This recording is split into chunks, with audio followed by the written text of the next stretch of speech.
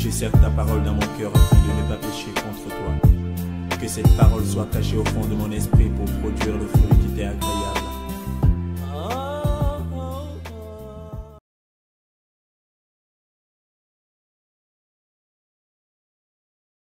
Shalom, shalom, shalom. Alors, je suis encore très heureux de vous retrouver sur notre forum. Vous savez, c'est vous qui me communiquez la joie de vivre, la joie de servir le Seigneur. Il y a un chant qui dit qu'il fait bon à ton service. Jésus mon Seigneur, Jésus mon Sauveur. C'est vrai que quand nous servons le Seigneur, ça nous galvanise. Ça nous permet de justifier notre existence sur la terre, tant il est vrai que notre souffle de vie, nous le tenons de Dieu. La dernière fois, nous avons essayé d'analyser l'anatomie de la séduction. Okay? Et nous avons fini par l'intervention de Dieu. Et c'est à ce niveau-là, justement, que nous allons saisir la balle au bon. Dieu est intervenu. Il a écrit dans le passage, dans la brise du soir. Mais en fait, quand on va lire l'hébreu, c'est écrit le roi Hayom. Alors, ça veut dire, le roi, c'est dans le souffle, dans le vent. Ok? Yom en hébreu, c'est jour. Donc, on devrait dire dans la brise du jour, et non pas dans la brise du soir. Parce que Yom en hébreu, c'est jour. Alors, pourquoi est-ce que les traducteurs ont écrit la brise du soir? C'est parce que certainement en Mésopotamie, la fraîcheur apparaissait. La Mésopotamie, c'est un pays chaud. Donc la fraîcheur apparaissait soit très tôt le matin, probablement, ou soit très tôt le soir. C'est certainement ce qui justifierait qu'ils aient préféré soit à brise du jour. Très bien. Alors, voyez-vous, ici, il est écrit que dans la brise du jour, d'accord, dans la brise du jour, ils ont entendu. Mais en fait, qu'est-ce qui est écrit en hébreu? C'est écrit Vaish Mehu. Voilà, Vaish Mehu et Kol. Vaish Mehu et Kol. Alors, dans ce passage-là, dans ce terme Vaish Mehu, il y a le terme Shama. Vaish Mehu. Et ils ont entendu. D'accord? Et ils ont entendu. Et ils entendirent la voix. C'est comme ça que ça a été traduit. Okay. Ici, il y a un peu un jeu, un certain jeu avec le mot. Un peu comme on l'avait signalé la dernière fois au sujet du mot rusé et nu. C'était interchangeable. On verra plus tard que le serpent qui était rusé est devenu nu et que l'homme qui était nu est devenu rusé. On verra ça, on va revenir là-dessus. Mais ici, c'est Shama. Et on connaît l'expression en hébreu qui dit Shama Israël. C'est une injonction. Quand on dit en hébreu Shama, ça veut dire deux sens. Ça veut dire d'abord écouter. Et ça veut dire aussi obéir. Les deux.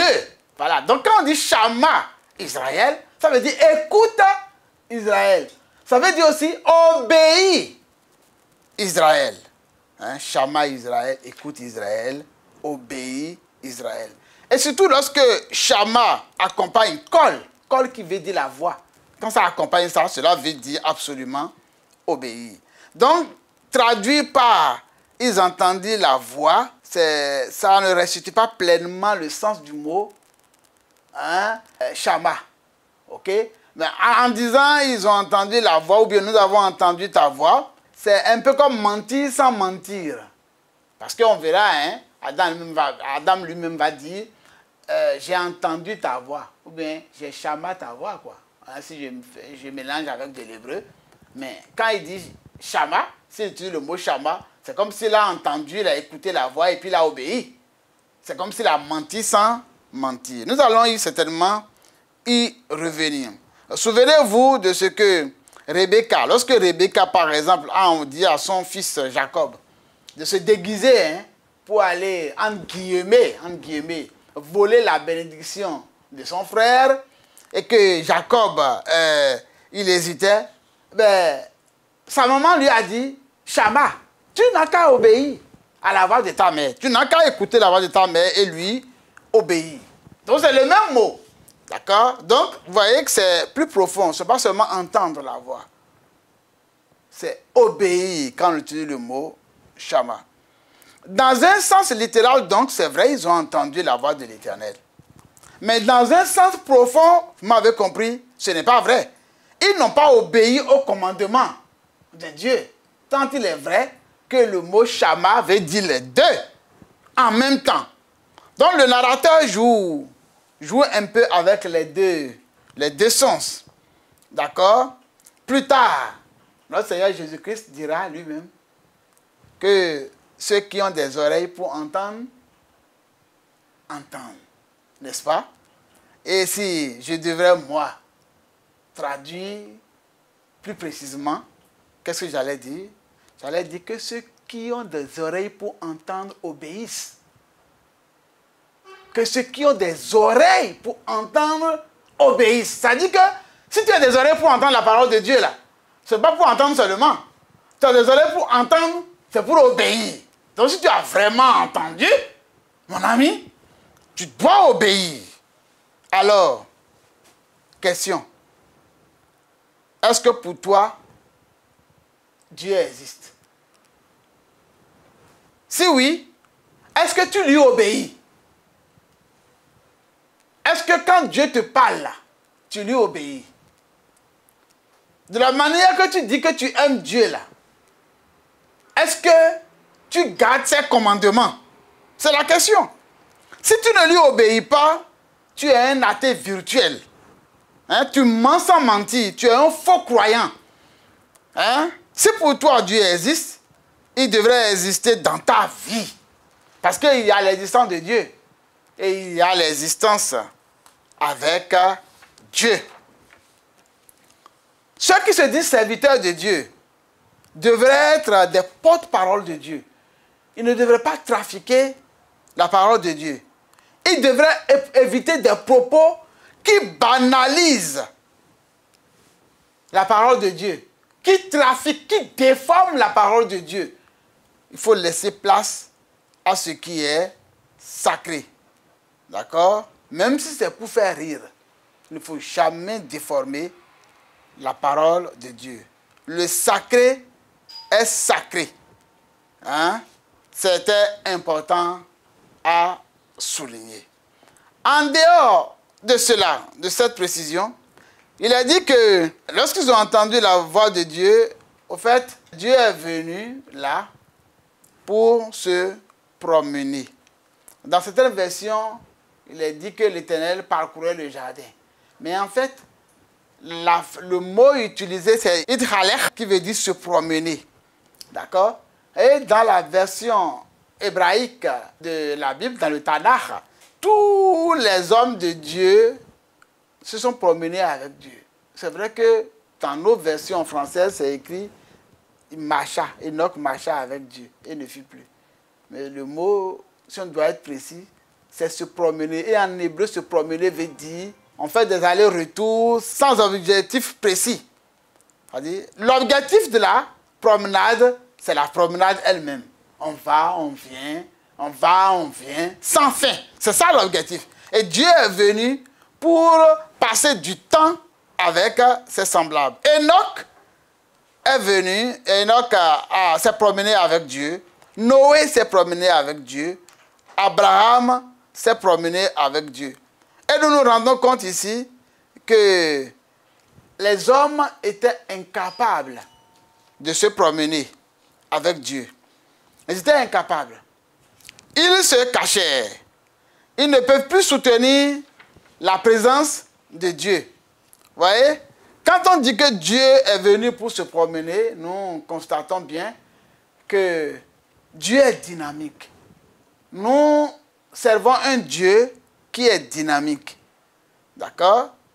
Contrairement aux dieux, aux autres dieux qui sont statiques, qui sont assis sur un trône, d'accord, et les autres viennent se prosterner devant eux. Notre Dieu là est un Dieu qui est dynamique. C'est un Dieu qui aime se promener. C'est très important. Il est notre compagnon de voyage. Alors, est-ce que tu as Dieu pour compagnon de voyage? Est-ce que tu as Dieu comme compagnon de route? Est-ce que tu fais des promenades avec Dieu? Est-ce que en permanence et sans fin, Dieu se promène avec toi? Nos parents, à cause du péché, eh bien, ils ont manqué de se promener avec Dieu. Ils ont été rendus incapables de se promener avec Dieu. Ils se sont cachés. Et ils ne peuvent pas soutenir la présence de Dieu. Ils ne peuvent pas rester dans la présence de Dieu, devant la face de Dieu. Alors ils deviennent incapables de se tenir en face de Dieu, de soutenir la présence de Dieu, de soutenir dans son espace sacré. Ils se cachaient très probablement à l'intérieur de l'arbre qui les a fait tomber, de l'arbre qui les a fait chuter, je voulais dire. Et c'est probablement de cet arbre-là, comme on le disait, que Adam a pris les feuilles, d'accord, et puis en a tissé un vêtement. Dieu est intervenu. Nous avons dit que son objectif, c'était de se promener. C'était de se promener. Eh bien, quand il arrive, le passage dit qu'il a dit, Adam, où es-tu? Aïeka, en hébreu, c'est ce que ça veut dire. Hein? Aïeka, où es-tu? Ici, nos patriarches, parce qu'il faut suivre le chemin des anciens, le chemin, hein, le salut vient des Juifs, hein, et c'est eux qui ont la primeur de nous expliquer, d'accord, les paroles qu'ils ont eu à entendre de notre Créateur. Il a dit, Aïeka, où es-tu? Dieu sait là où l'homme est, mais il pose une question. Dieu est omniscient. On ne peut pas dire qu'il ne savait pas. Il savait où ils étaient, mais pourtant, il a demandé, où es-tu? Alors, nos dévanciers voient en cela une expression polie. C'est didactique, c'est de la pédagogie. Dieu enseigne à l'homme que l'homme doit, dans ses rapports avec les autres, être poli. L'homme doit savoir utiliser un langage de politesse, d'accord, dans la conversation. Dieu dit, où es-tu? Il savait, mais où es-tu? Hein? Il y a là un sens plus symbolique, parce que l'homme devient introuvable. D'accord? En dehors de la politesse, il y a un sens plus symbolique, hein? Parce que l'homme est devenu introuvable.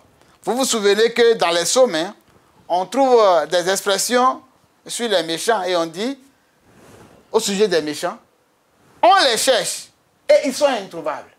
Donc quand tu deviens méchant, quand tu deviens pécheur, quand tu deviens un criminel, quand tu désobéis à Dieu, eh bien, tu serais introuvable. Dans la Bible hébraïque, le fait de demeurer sur place, de demeurer stable, hein, est considéré comme une valeur considérable, une valeur très importante. Donc il n'est pas bon d'être léger. Tantôt tu es là, tantôt tu n'es pas là. Et Adam s'est révélé avec son épouse comme étant léger. Et le mot léger en hébreu contient un peu la malédiction. D'accord? Que la lame, ça veut dire malédiction, allègement, devenir léger, en quelque sorte. Alors, Dieu demande à Adam, où es-tu? En anglais, where are you? Aïeka. C'est ce que nous avons dit tout à l'heure. Aïeka, où es-tu? N'est-ce pas? Et l'homme répond, j'ai entendu ta voix. J'ai entendu ta voix. Nous avons dit tout à l'heure que le mot entendre, c'est shama. Et ça veut dire entendre et obéir. Là, il dit, j'ai entendu ta voix. Mais en fait, il a seulement écouté, mais il n'a pas mis en pratique. Il a menti sans mentir.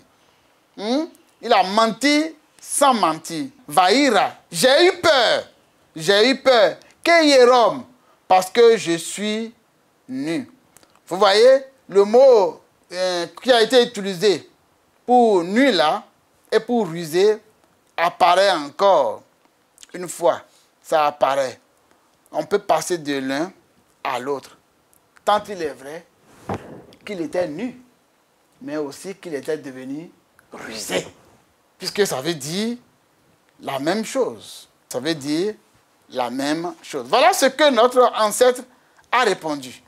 Ah, comme il a répondu cela, parce que Dieu savait ce qui s'est passé, il est omniscient.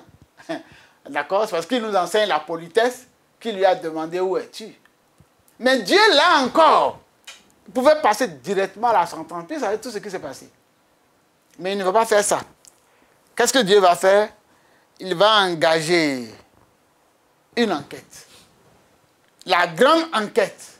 La première enquête de l'histoire de l'humanité. Avant la sentence. Celui qui n'a pas fait d'enquête n'a pas le droit de juger. Dieu nous l'a indiqué clairement. Si quelqu'un vient de te parler d'un autre homme, va demander à l'homme de qui on t'a parlé là. Va vérifier les faits. Donne-lui l'occasion de se justifier. Donne-lui au moins cette occasion. Mais ne juge pas avec précipitation. Ne te prononce pas par rapport au premier venu. Non. Il ne faut pas le faire. Ne te prononce pas par rapport au dire du premier venu. Ce n'est pas bon. Qui est Rome? Ata. Dieu lui demande, qui t'a dit que tu es nu? Qui t'a communiqué que tu es nu? Qui est Rome? Ata. Ata, c'est toi. D'accord? Qui est celui qui t'a dit que toi tu es nu? On peut dire encore que tu es rusé. Vous comprenez, puisque c'est le même mot qui veut dire nu et rusé. Mais effectivement, Adam s'est retrouvé nu et c'est de ça qu'il parlait.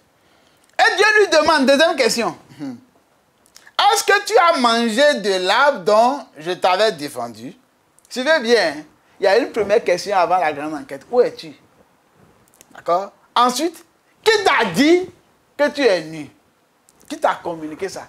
Qui t'a appris ça? Et puis maintenant, il lui demande, est-ce que tu as mangé de l'arbre dont je t'avais défendu? Bien sûr, hein, Genèse 3, verset 11, qu'il ne fallait pas manger. Nous voyons ici les éléments de l'interrogatoire. Où es-tu? Qui t'a dit? Est-ce que Dieu, tout en sachant ce qui s'est passé, ne passe pas automatiquement la sentence? Pourquoi? Il donne une chance à Adam de s'excuser. Il y a une certaine pédagogie qui se dégage. Non seulement Dieu nous apprend à faire enquête avant de juger, mais il donne aussi une chance à Adam de pouvoir s'excuser, de pouvoir demander pardon. Alors, comment réagis-tu quand tu fais mal, mon ami? Quand tu fais mal et on te dit, là, on va te poser des questions, là, comment est-ce que tu réagis? Est-ce que tu saisis l'occasion de t'excuser? Ou bien tu veux te justifier? Ça, c'est humain, puisque nos grands-parents ont fait ça. Nous aussi, nous faisons ça souvent. Qu'est-ce que je fais? Qu'est-ce que toi-même tu fais? Tu dois te poser la question. Est-ce que tu saisis l'occasion de te justifier? Ou bien de t'excuser? Ou bien tu commences par te défendre, de te justifier? À l'intérieur de cette pédagogie que Dieu est en train d'écrire, il y a un autre élément qui apparaît. Il lui dit, c'est au masculin, deuxième personne du singulier. Donc il est bien question d'Adam. Tzvi-ti-ha. C'est-à-dire qui s'adressait précisément à l'homme et non pas à la femme. La question est adressée à Adam, le grand fautif. Parce que, voyez-vous, Ève, la femme, Isha, la femme, n'était pas encore créée lorsque Dieu donnait le commandement. Donc Dieu savait que Ève a eu le commandement par oui dire. Et que le premier responsable, le principal responsable n'est pas la femme, mais que c'est l'homme. Mais lorsque Dieu a commencé son interrogatoire, l'homme répondit, la femme que tu as mise à côté de moi m'a donné. La femme que tu as mise à côté de moi m'a donné. Voyez-vous, en réalité, cette traduction ne restitue pas avec fidélité ce qui est écrit dans la langue hébraïque. Car le même verbe est utilisé ici 2 fois en hébreu. Natata, natena. C'est le même verbe. Ok? Au fait, Adam a dit, la femme que tu m'as donnée m'a donné le fruit. Ça veut dire que c'est donné, donné. Si tu ne m'avais pas donné la femme, eh bien, elle ne m'aurait pas donné le fruit. Et si la femme ne m'avait pas donné le fruit, je n'aurais pas mangé le fruit. Moi, je n'aurais pas mangé le fruit. Autrement dit, ce serait la faute de Dieu. Si on veut bien comprendre, l'homme met la faute sur Dieu. Et c'est vraiment dommage. Il faut éviter absolument, lorsque nous sommes coupables, de mettre la faute sur Dieu. Qui sommes-nous pour mettre la faute sur Dieu? Vous voyez que l'homme est devenu rusé. Arum, il est devenu rusé. Non seulement il est nu, mais il est devenu rusé. Et même Dieu même ne s'en sort pas. Est-ce qu'il n'est pas vrai que c'est Dieu qui a donné à Adam, Ève, la femme? C'est vrai. C'est pas faux. Bon, maintenant, si c'est Dieu qui lui a donné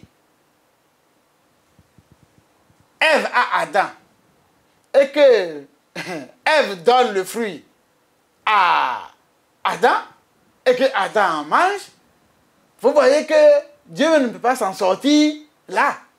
Mais erreur. Dieu est le juge, le souverain juge. Et la sentence se trouve entre ses mains. Et il connaît la conscience de chacun. Il sait, Dieu sait avec précision, les limites de chacun. Il connaît le cœur de chacun. Il savait que Adam est tombé dans la convoitise aussi bien que sa femme. Il savait que c'est Adam qui est responsable. Il le savait. Donc, évitons de mettre le tort sur Dieu. Évitons de dire que Dieu est l'auteur du mal. Nous devons absolument éviter cela. Alors, comme l'enquête est terminée sur cette accusation, cette note d'accusation portée sur Dieu, Adam a épuisé toute possibilité qui lui était donnée de se repentir.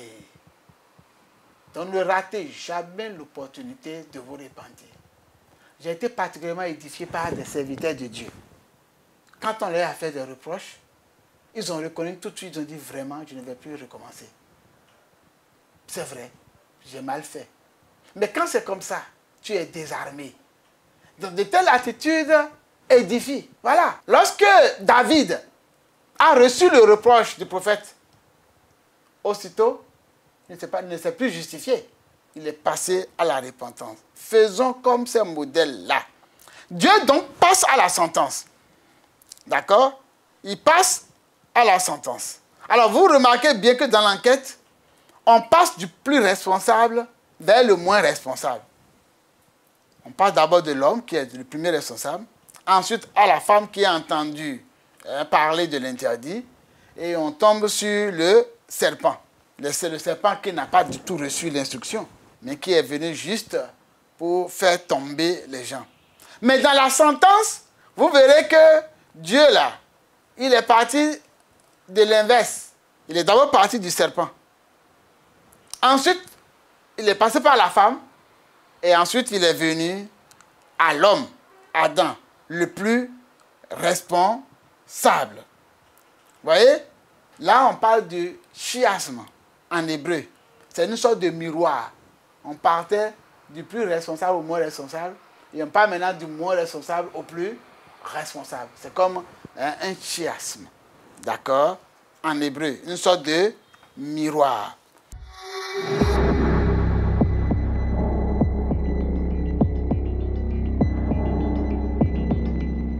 Alors, il a écrit, tu seras maudit parmi tous les animaux des champs, toutes les bêtes sauvages. C'est ce qui est écrit. Mais, en fait, le verbe appartient au passé. Ce n'est pas tu seras. donc tu es peut-être maudit, ce serait mieux. Ce n'est pas au futur, ce n'est pas du Ictol qui a été utilisé ici. D'accord? Alors, ensuite, Arour n'a rien de magique. Hein? Arour, ça n'a rien de magique pour qu'on puisse traduire par maudit. Ok? Donc, dit maudit, pour le hébreu, c'est pas exact. C'est pas totalement exact. Arour a une connotation de limité. Donc, la bonne traduction voudrait dire « tu seras limité ».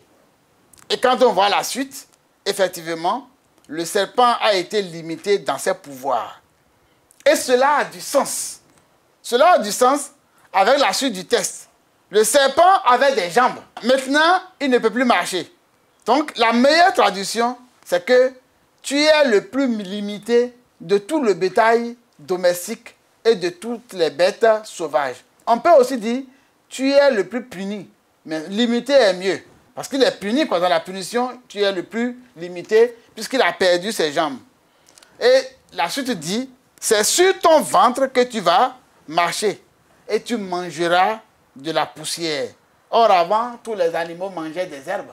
Mais lui, maintenant, on dit qu'il va manger de la poussière. Voyez-vous? Alors, c'est du tic au tac. Vous voyez que le serpent a fait manger du fruit à la femme. Et Dieu vient lui faire manger de la poussière. Et de la poussière tous les jours de ta vie. L'expression tous les jours de ta vie limite aussi la vie du serpent. Parce que le serpent, s'il devrait être éternel, perd sa nature éternelle et devient mortel. Alors, l'originalité de notre serpent, nous l'avons dit tout à l'heure, c'est que c'était un serpent parlant. Alors,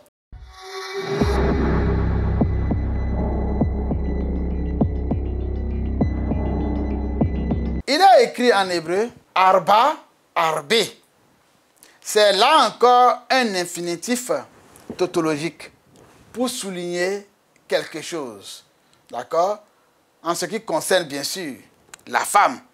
Lorsque Dieu a fini avec le serpent et est venu au niveau de la femme, il dit arba, arbé, c'est-à-dire, je vais faire en sorte que tu sois grandement, tu puisses souffrir grandement. Je vais multiplier grandement, extrêmement tes souffrances. Voilà. C'est ce que ça veut dire. Itvoneh. Itvoneh veut dire tes souffrances. Ça veut dire que la conséquence du péché répand. Ça répand le péché. Lorsque nous tombons dans la désobéissance, la conséquence, c'est la tristesse. C'est la tristesse. Donc, il n'y a pas quelqu'un qui va pécher et qui ne va passer par la case dénommée tristesse. Tu seras triste.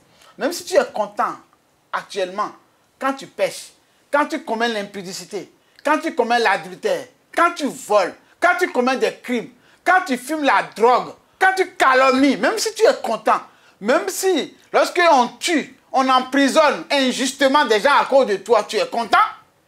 Même si, parce que tu es rusé, tu arrives à faire condamner des gens, à empêcher les gens de jouir de leurs droits, tu es content aujourd'hui. Mais un jour, tu passeras par la case de la tristesse. C'est ton sort. Parce que nul n'a pu échapper. Tôt ou tard, tu passeras par la case de la tristesse. C'est parce que cela est si certain que les parents de Noé, lorsque Noé devait naître, ses parents disent, voilà celui qui va nous réconforter dans la tristesse. Dans leur tristesse, ils ont vu que c'est quelqu'un qui pouvait les réconforter. Toujours au niveau de la femme,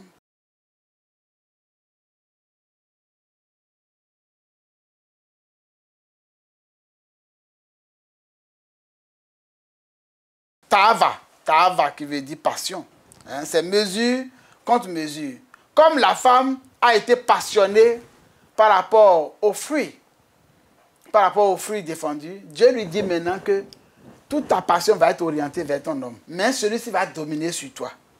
D'accord? Il y aura une passion pour son homme au niveau de la femme. Mais il va te gouverner. Alors, ici, il y a quelque chose de révolutionnaire. Au départ, Dieu avait créé l'homme et même la femme dans une égalité. Sauf que la femme était de sexe féminin et l'homme était de sexe masculin. C'est la différence. il y avait égalité. Mais c'est après le péché, c'est après le péché que Dieu a prononcé la sentence et a dit que l'homme allait gouverner la femme. C'est à partir de là que l'homme a pris autorité. Et vous verrez qu'aussitôt après, qu'est-ce qu'il va faire? Il va nommer sa femme. Et il va l'appeler maintenant Ève. Sinon, avant, la femme était appelée Haïcha, c'est-à-dire la femme, tout simplement.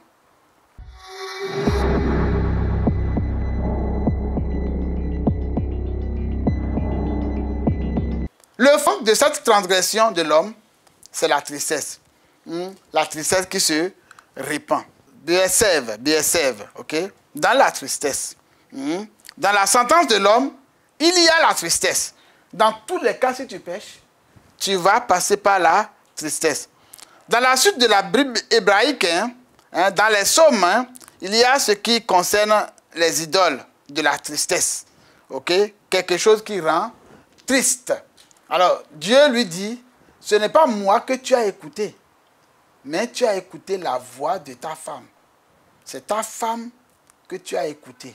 Donc, comme tu as écouté la voix de ta femme, Dieu veut frapper l'homme, mais il ne frappe pas l'homme. C'est comme si sa main glisse et tape le sol.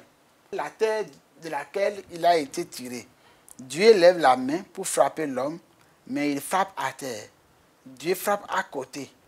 C'est la terre qui est limitée à cause de ce qui devrait être source de ses bénédictions. Ça va être maintenant une source de sa tristesse.